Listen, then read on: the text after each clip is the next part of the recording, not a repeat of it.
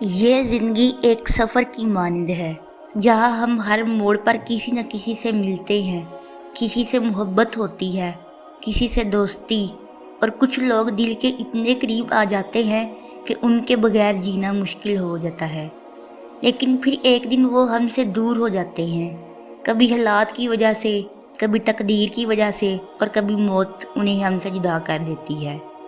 یہ کیسی آزمائش ہے کہ جس کے بغیر جینا سوچ بھی نہیں سکتے تھے، وہی شخص اب ہماری زندگی میں نہیں رہا۔ ہر لمحہ اس کی یادیں دل کو گھیر لیتی ہیں، وہ مسکراہٹ، وہ باتیں، وہ ساتھ گزارے ہوئے لمحات، سب ایک خواب کی طرح لگتے ہیں جو پل بھر میں بکھر گیا۔ لیکن کیا یہ سب بے مقصد ہے؟ کیا اللہ نے ہمیں یوں ہی کسی کی جدائی میں تڑپانے کے لیے پیدا کیا ہے؟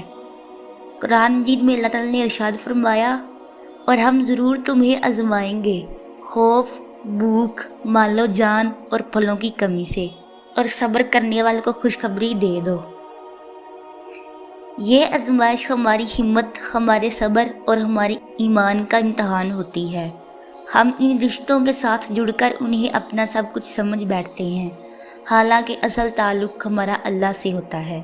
وہی دینے والا ہے اور وہی واپس لینے والا ہے۔ لیکن یہ یاد رکھو، جو بھی آزمائش تمہیں دی گئی ہے اس کے پیچھے کوئی نہ کوئی حکمت ہے، کوئی نہ کوئی خیر چھپی ہے۔ نبی کریم صلی اللہ علیہ وآلہ وسلم نے فرمایا، جب اللہ کسی بندے کے ساتھ بلائی کا ارادہ کرتا ہے تو اسے آزمائش میں مبتلا کر دیتا ہے۔ یعنی اگر کوئی ہم سے بچھڑ گیا، اگر کوئی زندگی سے نکل گیا تو اس میں بھی ہماری بہتری ہے، چاہے آج ہمیں نظر نہ آئے۔ لیکن کیا اس کا مطلب یہ ہے کہ ہم انہیں بھول جائیں؟ نہیں، اصل محبت تو یہ ہے کہ جس سے ہم محبت کرتے ہیں اس کے لیے دعا کرتے رہیں، اس کے حق میں خیر مانگتے رہیں، اور سب سے بڑھ کر اگر وہ دنیا سے جا چکا ہے تو اس کی مغفرت کی دعا کریں تاکہ وہ سکون میں رہے۔ یاد رکھو، وقت سب سے بڑا مرہم ہے۔